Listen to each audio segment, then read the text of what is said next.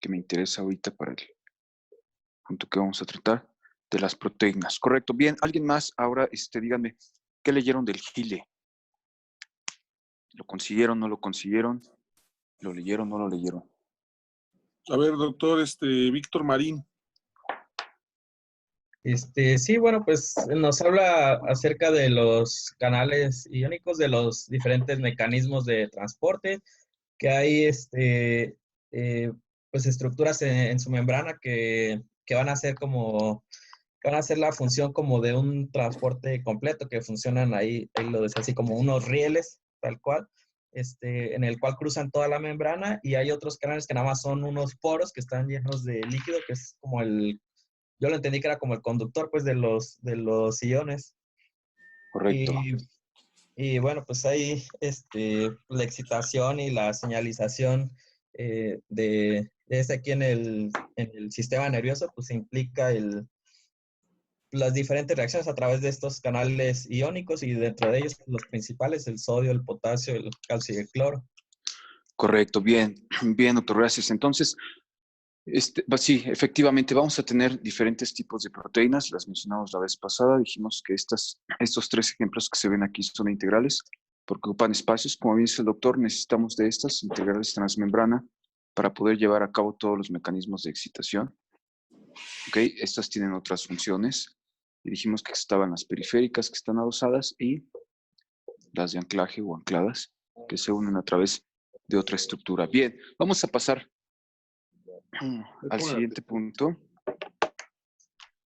que se trata de lo siguiente. Entonces dijimos, dentro de los tipos de transporte que teníamos dos, el activo y el pasivo, vimos sus características de manera general, que eso ya lo tienen que conocer a la perfección. Pero bien, entonces estamos hablando de unas proteínas que denominamos canales iónicos. ¿Para qué sirven? Como su nombre lo indica, para transportar moléculas o partículas que tengan una carga, ¿ok? No todas las moléculas cargadas van a ser consideradas iones. En este caso estamos hablando de electrolitos con carga, pero bueno, van a servir para transportar estas partículas, estos electrolitos, en su forma cargada, ya sea positiva o negativa. ¿Qué características deben de tener estos canales? Ya mencionaron una muy importante.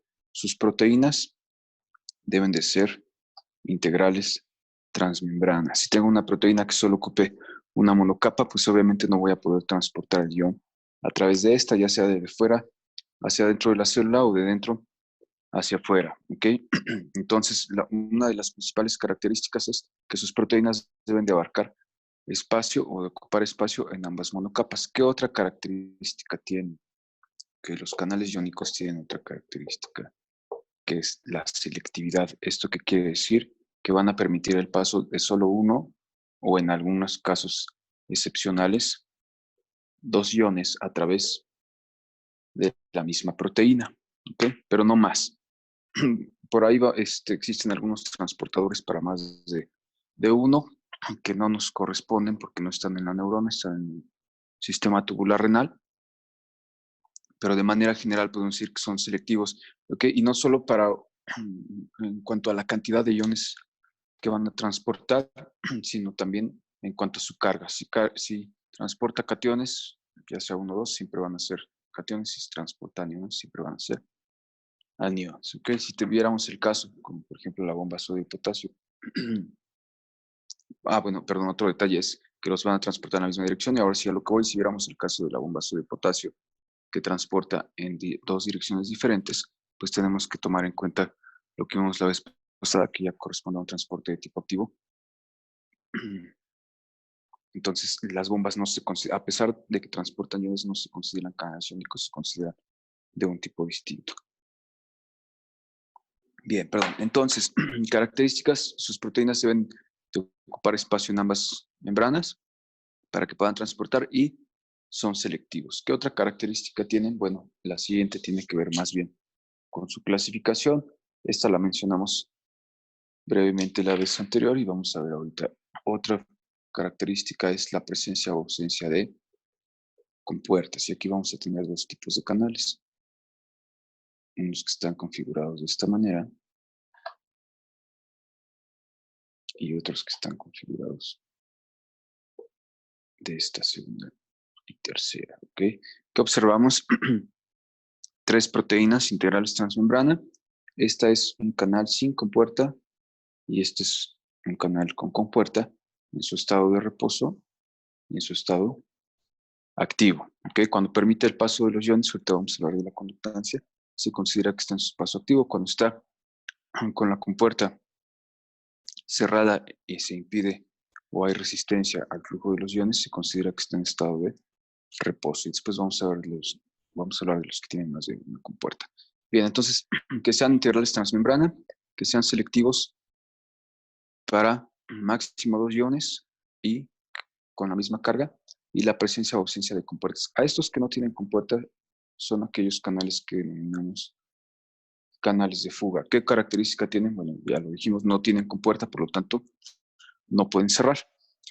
Los que sí tienen compuerta, ¿qué característica tienen? Es una muy importante. Yo requiero de un estímulo para pasar del estado de reposo al estado activo. Para abrir esta compuerta que el reposo estaba cerrada, necesito un estímulo y en ese momento voy a poder tener un intercambio iónico dependiendo de sus gradientes.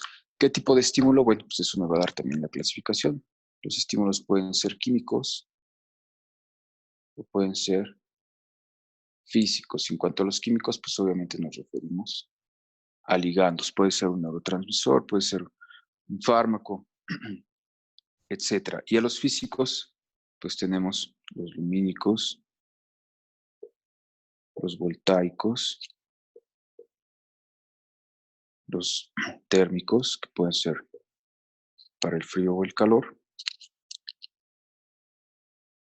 y los mecánicos, que pueden ser de diferentes tipos de presión, de roce o tacto, o de movimiento, como los que encontramos en el sistema vestibular o en el oído interno. Bien, entonces, estos canales o estas proteínas que me permiten el transporte de moléculas con carga van a compartir estas características. El espacio que ocupan en la membrana, la selectividad a los iones, la presencia o ausencia de compuertas, que es muy importante para su funcionamiento, y en el caso de los que sí tienen compuerta, qué tipo de estímulo se debe de presentar para que estos se abran. Bien, ahora vamos a pasar, para hablar ya de lleno de los canales iónicos, vamos a hablar del modelo eléctrico de la membrana, que eso es el primer capítulo del libro que estamos analizando, que es el GILE, y vamos a encontrar lo siguiente. Entonces, dijimos que la membrana estaba hecha de lípidos. Vimos que tiene algunas proteínas añadidas. Entonces vamos a encontrar lo siguiente.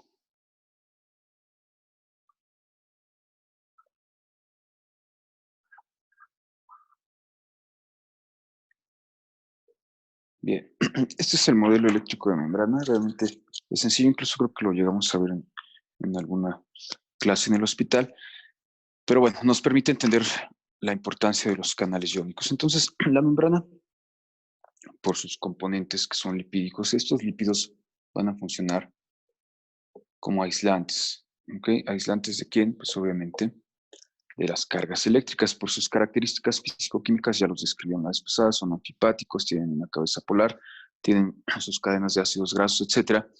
Tienen un componente hidrofóbico y un componente hidrofílico, y eso va a permitir que sean aislantes, que no permitan el paso de las cargas. Por lo tanto, al no haber flujo o al no haber paso de estas, no tengo corriente. Bien, entonces, como los lípidos son aislantes, la membrana tiene la característica que es muy importante de funcionar como un capacitor. ¿Esto qué quiere decir? Que almacena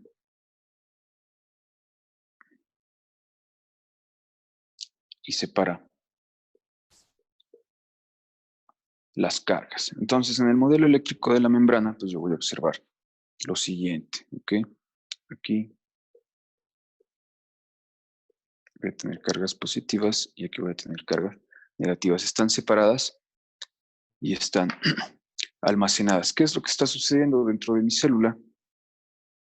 Sabemos que tenemos, ya lo dijimos, el fenómeno de compartimentalización que me permite tener las mismas moléculas dentro y fuera o a un lado y al otro de la membrana, pero en diferentes concentraciones. Entonces yo sé que dentro de mi célula tengo altas concentraciones de potasio y fuera de esta tengo altas concentraciones de sodio. Además afuera tengo algo de cloro y un poco menos de calcio. Y adentro casi no tengo cloro, casi no tengo calcio y tengo un poco más de sodio. Bien, para que yo pueda mantener estas características necesito la presencia de mi membrana. Como está formada de lípidos que son aislantes, me va a permitir que el sodio se mantenga fuera, que el potasio se mantenga dentro, siempre y cuando yo no le dé apertura o no active a los canales iónicos. Bien, entonces, lo primero que tengo que saber es por qué funciona como un capacitor. Bien, además del potasio que abunda dentro de la célula, yo sé que tengo grandes cantidades de proteínas y de fosfatos, y tanto las proteínas como los fosfatos tienen cargas negativas. Entonces, dentro de mi célula van a abundar las cargas negativas, determinadas principalmente por la alta cantidad de proteínas que existen en el medio intracelular. Entonces, dentro de mi célula tengo cargas negativas y fuera de mi célula tengo muchas cargas positivas que van a corresponder a este sodio. Entonces, ¿qué pasa con la membrana? Ok, sabemos nosotros, desde siempre nos enseñan que una carga positiva y una carga negativa tienden a atraerse. Entonces, ¿qué sucede? Las cargas negativas de la célula se van a alinear en el lado interno de la membrana, mientras que las cargas positivas del medio extracelular se van a alinear por fuera de esta. ¿Por qué se alinean de esta manera? Por este fenómeno, porque se están atrayendo. Recuerden que las membranas son muy delgadas, miden algunos cuantos, entre 7 y 20 nanómetros, perdón. Y entonces permite la atracción de las cargas, sin embargo no permite que se conjunten porque están funcionando como un aislante. Es como si pongo un imán aquí en el pizarrón, se puede pegar. Si pongo una hoja de papel entre que es muy delgada, se sigue adhiriendo o se sigue atrayendo eléctricamente, porque a pesar de que existe una barrera entre esta superficie y el imán, se alcanzan a atraer. Lo mismo va a suceder con las membranas. Existe una barrera que son los lípidos, que me van a impedir que las cargas positivas y negativas se junten, pero sí se atraen. Entonces eso permite que funcione como un capacitor. Entonces, ¿quién le da la característica de ser un capacitor? Los lípidos. ¿Por qué?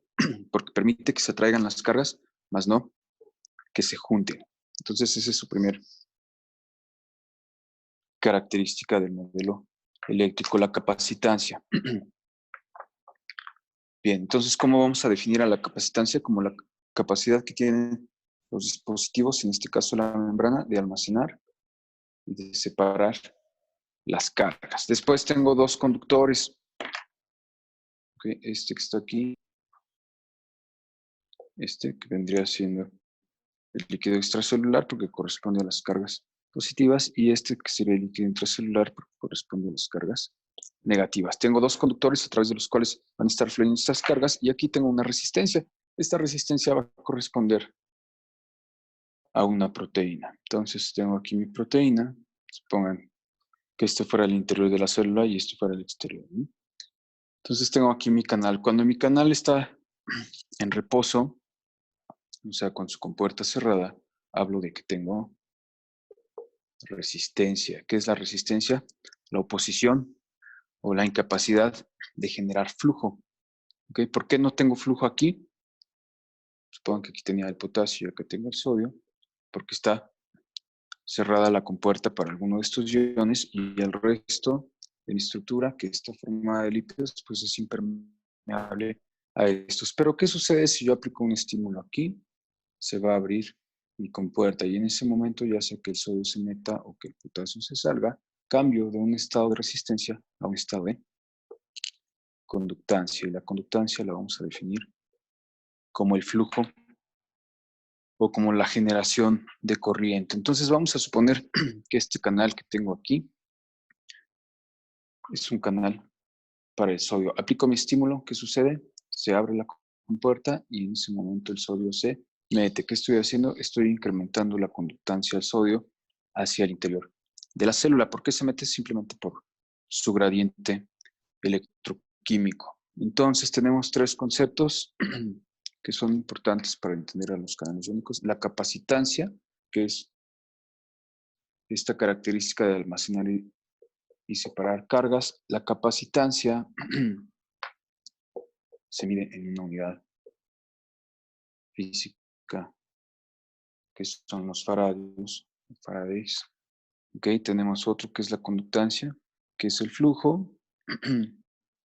Esto lo vamos a medir en voltaje.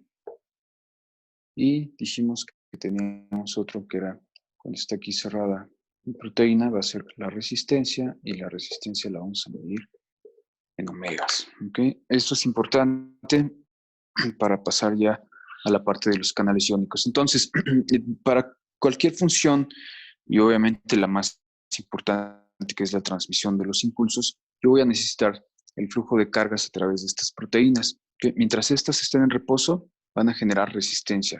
Cuando ya las esté activando, van a generar conductancia, y la membrana por sí sola va a generar capacitancia. ¿Esto qué quiere decir? Que al momento que yo permita la apertura de una proteína, estas cargas van a poder conjuntarse o van a atraerse ya no solo a través de la membrana, sino mediante su conductor, que puede ser líquido extracelular o líquido intracelular. ¿Sí queda claro? ¿Vamos bien hasta aquí? Sí. Adelante. Sí. Ok, correcto. Bien, entonces, este es el modelo eléctrico. Esas son las tres características del modelo eléctrico: la conductancia, la capacitancia y la resistencia. Vamos a ver entonces el papel de los canales iónicos aquí. Entonces, un canal iónico tiene al menos, ahorita vamos a escribir, bueno, si es de fuga, por ahí se escucha como una alarma, si pueden apagar, por favor. Bloquea en rojo el audio. Rojo.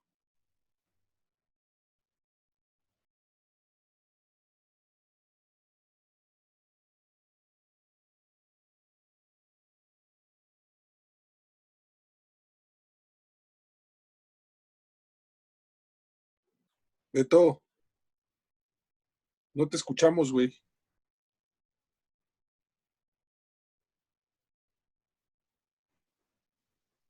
¿Ya está? Ya.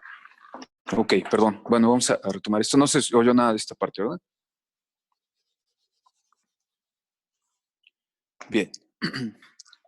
Voy a cerrarlo. Ok, bien, entonces les estaba comentando que esas son las tres características del modelo eléctrico: la conductancia, la capacitancia y la resistencia. Ok, ahora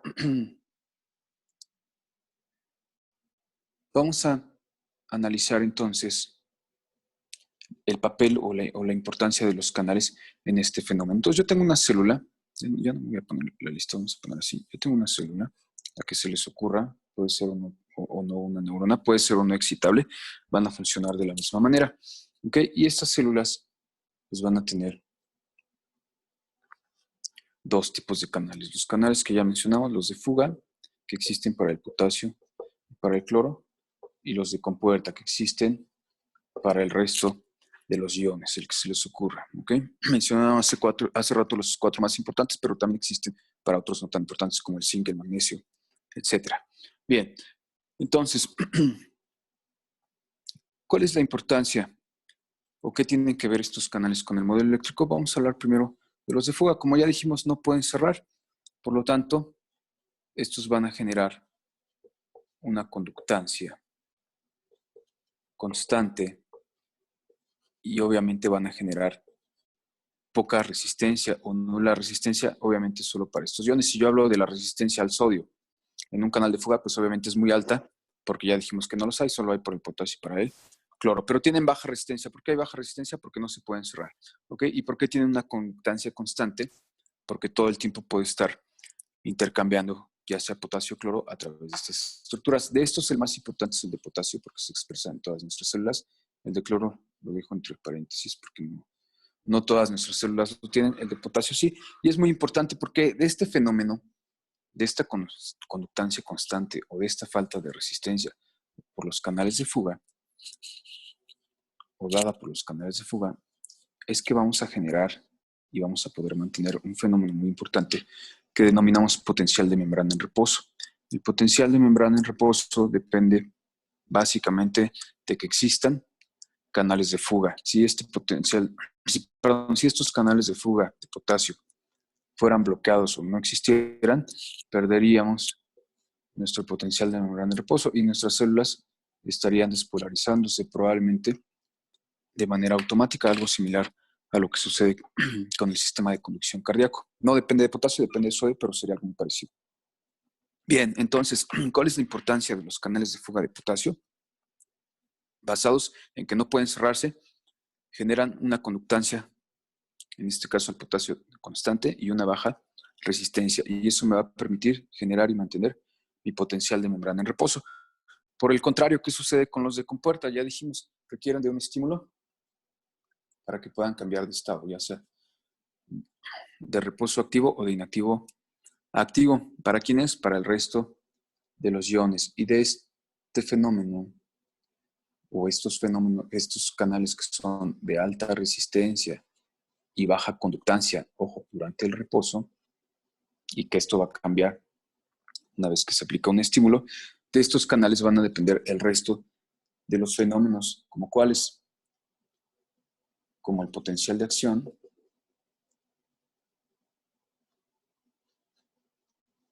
la sinapsis, ya sea química o eléctrica, la transmisión del impulso, etcétera. ¿Okay? Entonces, cada uno de los canales juega un papel muy importante en el modelo eléctrico de la membrana y cada uno de estos canales tiene una función específica dentro de la excitabilidad de nuestras membranas. Y esto no sucede únicamente con la membrana celular, también con las membranas de los orgánulos. Vamos a ver que se expresan, si no las mismas, proteínas muy parecidas y que juegan también papeles muy similares. Entonces, importancia de los canales de fuga me permiten generar y determinar el potencial de membrana en reposo. Importancia de los canales de compuerta me permiten llevar a cabo el resto de las funciones que tienen que ver con mi membrana excitable, ya sea de un músculo, de una neurona, de una glándula, etcétera. ¿Sí vamos bien? Sí, ahí vamos, te vamos siguiendo. Ok, correcto. Bien, ¿Tienen alguna entonces, pregunta los demás? ¿dudas hasta ¿Sí aquí? nos está siguiendo Ursid o no? Sí, Ya claro se que sí, durmieron. maestro. Ok, bien. Bueno, entonces, estos fenómenos pareciera pues, que ya después de la preparatoria los olvidamos, pero realmente son importantes para entender la excitabilidad de nuestros tejidos. Entonces, de nuevo, la conductancia, la capacitancia y la resistencia. ¿De qué van a depender? Del estado de los canales. Si los canales no se pueden cerrar porque son de fuga, pues siempre voy a tener conductancia, no voy a tener resistencia. Y la capacitancia dijimos que depende de los lípidos. Luego, si están en reposo, ¿qué hago? Estimulo, pasan a su estado activo, genero conductancia y evito la resistencia. Si están en reposo, tengo resistencia y evito la conductancia. Por eso nuestras funciones celulares o nuestras funciones excitables pues no se generan de manera constante. Como decíamos, la única que sí es constante es la manutención del potencial de membrana en reposo. Bien, entonces vamos a hablar de algunas características específicas de los canales. Ya vimos su importancia y vamos a ver de cómo están configurados. Entonces, el de fuga lo describimos de esta manera. Aquí está mi capa y aquí está mi proteína. Su principal característica, ya la dijimos, no puede cerrarse porque no tiene compuerta, pero vamos a ver que tiene otras. Ya dijimos que son selectivos. ¿Qué hace a este canal ser selectivo? Esta estructura de aquí. ¿Okay? Estas dos esquinas que se confrontan se les llama poro de selectividad. ¿Qué es el poro de selectividad? Básicamente es un filtro que me permite determinar quién va a pasar por ahí dependiendo de su tamaño y de su carga. Entonces, estamos hablando de canales de fuga. Ya dijimos que los más abundantes son para el potasio. El potasio está dentro de la célula, tiende a salir, lo hace a través de sus canales de fuga. ¿Cómo sé o cómo deja este canal o esta proteína que el potasio se salga? Determina su tamaño y su carga. Si yo tuviera un calcio aquí, no lo va a dejar salir porque su valencia es doble. ¿Okay? Si tuviera un sodio, que es también un catión monovalente igual que el potasio, no lo va a dejar entrar por su tamaño. Entonces, este poro de selectividad me permite determinar el tamaño y la carga de las partículas.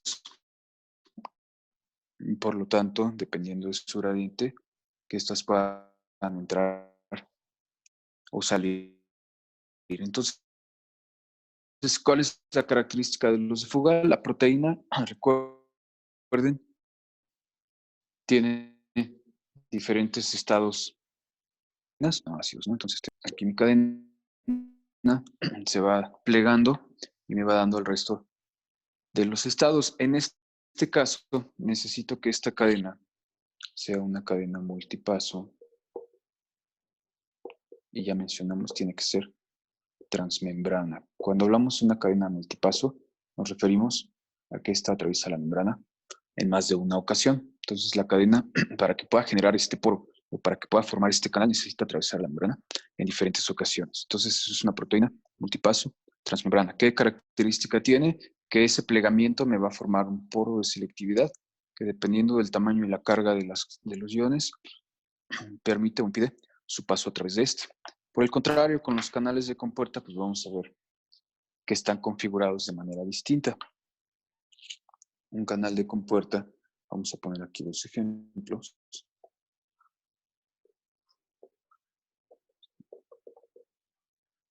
Este sería el primero en su estado de reposo y en su estado activo. Y el otro ejemplo, vamos a poner así.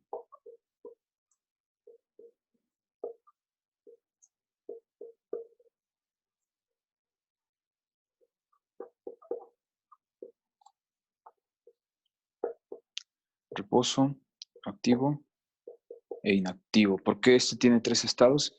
Porque observo que tiene dos compuertas. Antes de ponerles nombre para qué ion son, etcétera, vamos a ver entonces su configuración. Si leyeron algo por ahí, pues van a ver que también estas proteínas tienen que ser multipaso.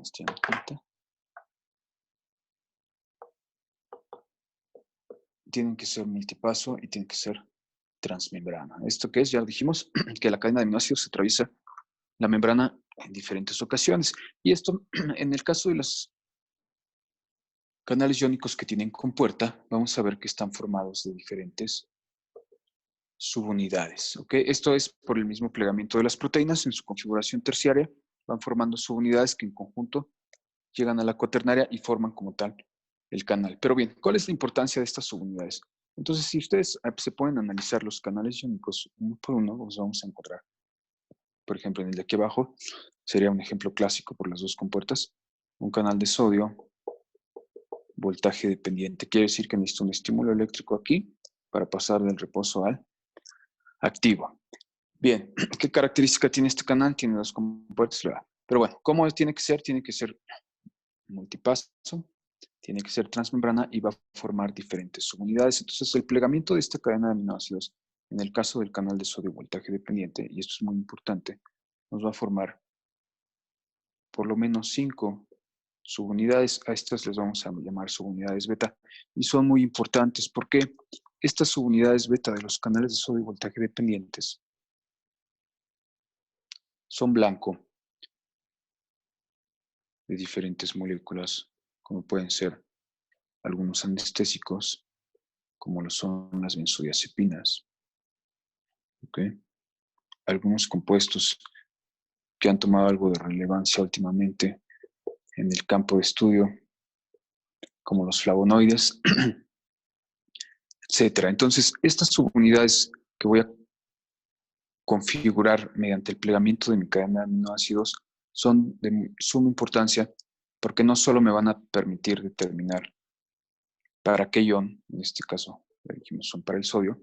Estas subunidades, la configuración o el acomodamiento de estas subunidades a través de la membrana es lo que va a funcionar en el caso de las de compuerta como el poro de selectividad. Una vez que yo abro la compuerta, si observan, no tiene la misma forma que el canal de fuga, donde veíamos que el estrechamiento es el que me va a servir como filtro. En este caso, el espacio es más amplio. Podríamos pensar que pueden pasar moléculas más grandes, pero el acomodamiento de estas 5 subunidades es el que me va a dar las veces de ese poro de selectividad. Entonces, tienen la función de seleccionar para cuál o cuáles iones van a permitir el paso y tienen la función de ser el blanco específico de algunas moléculas de uso común o importante dentro de la práctica médica. ¿Okay?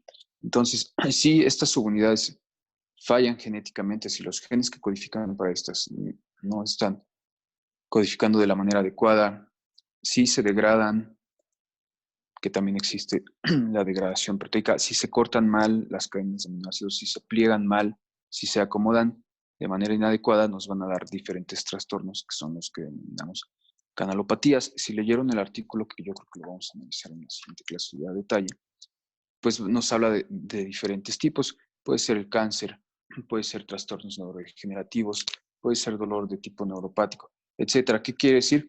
Que cada una de estas subunidades o que cada uno de los blancos para este tipo de moléculas se puede ver afectado y me va a dar una manifestación clínica específica. Entonces, es importante conocer la configuración a nivel molecular de estos canales. Sí lo es, porque no solo me va a determinar cómo va a funcionar mi membrana, si va a poder o no generar un potencial de acción, si va a poder o no generar un potencial de membrana en reposo, si va a poder o no transmitir un impulso desde el sitio de su génesis hasta un botón sináptico, etcétera. ¿Okay? Sino que también me va a determinar la función específica, ya no solo a nivel de transmisión, sino a nivel orgánico. Nuestros órganos van a funcionar también, o existen canalopatías para algunos gases, para la transmisión muscular, etcétera. ¿Okay? Bien, entonces, importancia del análisis de estas estructuras, no solo me determinan qué tipo de ion, si es un anión o si es un catión y cuáles de estos, sino que me permiten una función adecuada, en este caso, de mis neuronas. Vamos a analizar cómo van a funcionar entonces. Vamos a ver los principales. Hay una pregunta, Beto, de los Sí, adelante, estudiantes. adelante. ¿Sí? Doctor, cuando estábamos leyendo, encontramos que las beta también funcionaban como inmunoglobulinas, pero no entendí bien este concepto, cómo funcionaban. A ver, otra vez, porque se escucha ahí medio encimado el sonido. Otra vez la pregunta, por favor. Que cuando estábamos leyendo el tema, encontramos que las unidades beta también tenían, o se había encontrado que funcionaban como inmunoglobulinas, pero no entendí bien este concepto. ¿Nos podría explicar un poquito de esto? Que la subunidad beta funciona como inmunoglobulina. Ajá, que había estudios en el que veían que estaban funcionando como inmunoglobulinas. Ok, bien. Primero, ¿cuál es la función normal de una inmunoglobulina? Sí, lo dice el artículo. Sí, lo comenta el artículo. Yo también Sí. me llamó la atención eso. Que tiene como un dominio inmunológico la proteína, ¿no? Sí, vamos a ver. Se acomodan más o menos de esta forma. Ahí están ya las 5 subunidades, ¿no? Ok, bien. Les pregunto otra vez, ¿cuál es la función de una inmunoglobulina? ¿Para qué tenemos? Tenemos diferentes, ¿no? Pero tienen una función en común. ¿Para qué me sirven las inmunoglobulinas? Y con eso vamos a determinar cuál es la función aquí. ¿Para qué sirven las inmunoglobulinas? Tienen una función, básicamente, de memoria, ¿ok? Va a variar, obviamente, dependiendo del tipo de inmunoglobulina de la que estemos hablando, pero tienen funciones de memoria. Entonces, en el caso de los canales iónicos, vamos a ver que estas subunidades se acomodan de la siguiente manera, ¿ok? Uno de los canales iónicos más estudiado son los receptores de tipo GABA, que son canales iónicos para el cloro y que tienen una configuración muy parecida a los de sodio. Los estoy mencionando porque son quizás los más estudiados y nos sirven para determinar esta parte. Entonces, ¿qué va a suceder con estas unidades? Ya dijimos, me van a permitir determinar el tipo de carga y el ion al cual van a permitir la permeabilidad, pero tienen otras funciones, ¿ok? ¿Cuáles son estas otras funciones? Estos mismos canales iónicos, en algunas condiciones me pueden funcionar como acuaporinas, ¿ok? ¿Por qué como acuaporinas? Bueno, las acuaporinas son básicamente poros o canales que permiten el transporte del agua, que se van a expresar en nuestras membranas de casi todos nuestros tejidos, pero que no se expresan de manera constante. ¿Okay? Se internalizan y se externalizan dependiendo de las necesidades hídricas. ¿Por qué pueden funcionar estos como aquaporinas? Si estoy hablando de un canal de sodio, ¿okay? El sodio, recuerden que es una molécula osmóticamente activa y siempre va a jalar agua. Entonces, hacia donde vaya el sodio se puede meter el agua. ¿Qué otra función tiene? Entonces, tengo aquí dos, la de canal iónico, la de aquaporina. ¿Qué otra función pueden tener? Ya dijimos, pueden ser blancos farmacológicos. ¿Okay? En el caso específico de los receptores para GABA, pues se sabe que son, como mencionábamos hace rato, tanto para algunos Beto, tipos se de va a anestésicos. interrumpir tantito la clase. Vamos a volver a entrar Ok. a la misma Entramos sala. ahorita para explicar A la esta misma parte. sala. Ok, sí, hecho. Vale. Va.